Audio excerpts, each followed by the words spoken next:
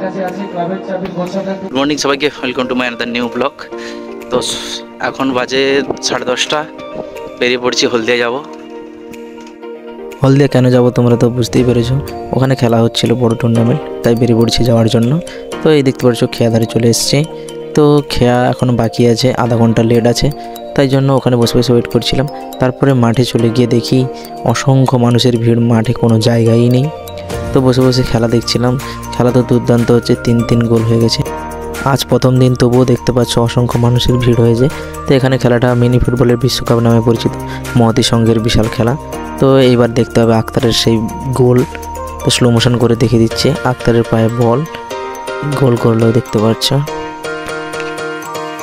ওখানে অনেকক্ষণ দাঁড়িয়ে দাঁড়িয়ে খেলা দেখার পর মাঝখানে আমি একটা জায়গা পেয়ে যাই, ওখানে বসে বসে খেলা দেখছিলাম। তো খেলা দেখতে দেখতে সন্ধে হয়ে যায়। তো আজকের দিনে মাত্র 7টা খেলা হয়ে বন্ধ ছিল। তারপরে সন্ধে ওখানে বিভিন্ন খেলাগুলো হচ্ছিল, আমি দাঁড়িয়ে দাঁড়িয়ে দেখছিলাম। যেমন পুতুলের গলায় বেড়ি পরানো, এগুলো সম্পূর্ণ মহিলাদের খেলা ছিল। তো ওখানে দাঁড়িয়ে দাঁড়িয়ে খেলা দেখছিলাম। যেহেতু কমলেন্দুর রুমে আমি থাকবো, তো আসতে দেরি করছিল, তাই এখানে বিভিন্ন সাংস্কৃতিক প্রতিযোগিতাগুলো হচ্ছিল, এগুলো ওখানে দাঁড়িয়ে দাঁড়িয়ে আমি দেখছিলাম।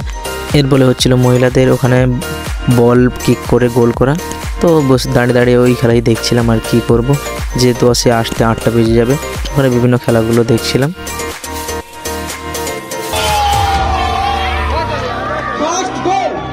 তো আজকের দিনের মতো এখানেই শেষ।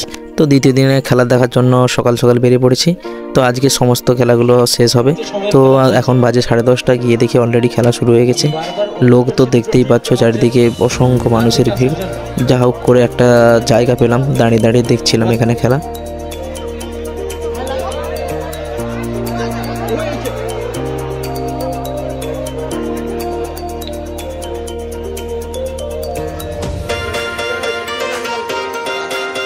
তো ফাইনাল খেলা শুরুর আগে দেখতে পাচ্ছ মাঠের মধ্যে ট্রফিটা নিয়ে চলে এসেছে, এবং এই সবুজ কার্টনের দিয়ে সমস্ত প্লেয়াররা নামবে। তারপর জাতীয় সঙ্গীত শুরু হয়ে যায়, এরপর শুরু হবে ফাইনাল খেলা।